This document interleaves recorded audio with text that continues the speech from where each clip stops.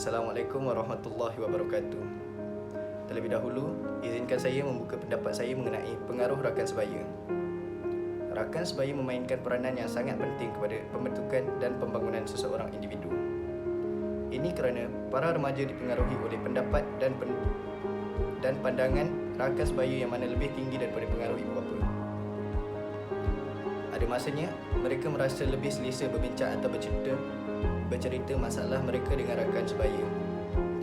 Pengaruh rakan sebaya boleh diterima secara positif dan negatif.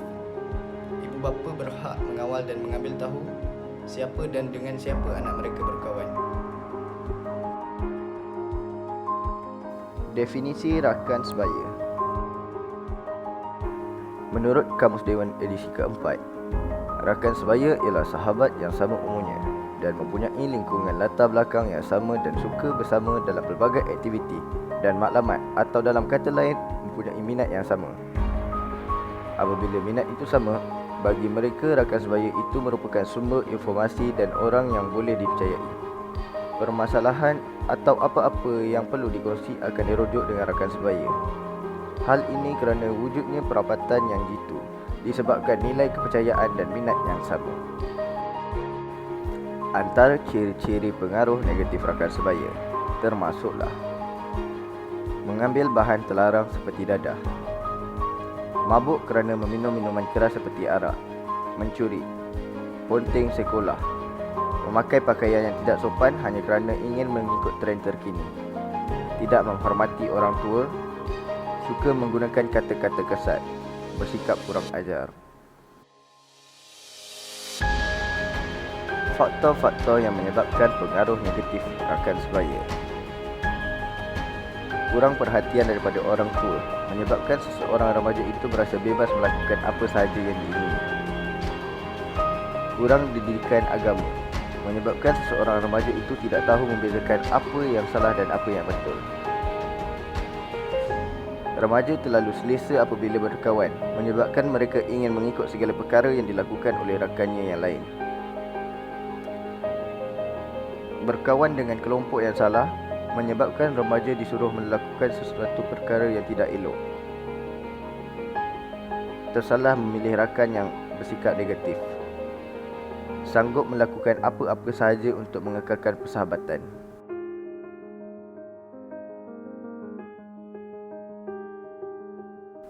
Kesan-kesan pengaruh negatif rakan sebaya. Pengambilan bahan terlarang membahayakan tahap kesihatan, kes jenayah meningkat, hubungan antara keluarga semakin regang,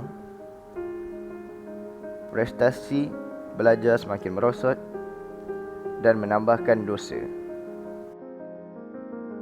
Cara-cara mengatasi pengaruh negatif rakan sebaya. Memupuk sikap saling membantu.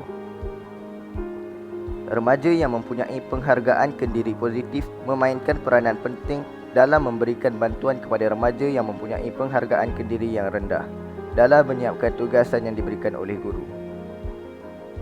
Di samping itu, kita juga boleh menaikkan semangat dengan memberikan motivasi dan galakan kepada para remaja. Remaja sentiasa memerlukan bimbingan daripada ibu bapa, guru dan orang dewasa lain dalam pembentukan identiti dan dalam proses penyelesaian ke dalam masyarakat.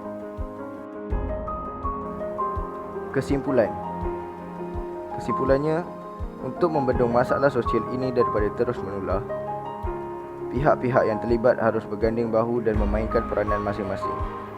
Jika semua pihak dapat menggemblengkan usaha dalam mengatasi masalah sosial dalam kalangan remaja ini, sudah pasti masalah ini dapat diselesaikan sehingga ke pakar umbi. Ibu bapa haruslah mendidik dan menerapkan nilai-nilai murni serta ajaran-ajaran agama yang sempurna kepada anak-anak supaya mereka menjadi remaja yang bermoral dan berakhlak mulia. Ibu bapa perlu memahami masalah anak-anak mereka dan menjadikan anak mereka sebagai kawan dan bukannya lawan.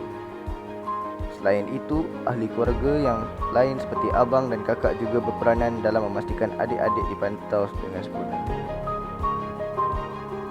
Di peringkat sekolah pula, para guru amat berperanan dalam mengawal pelajar mereka daripada melakukan gejala sosial.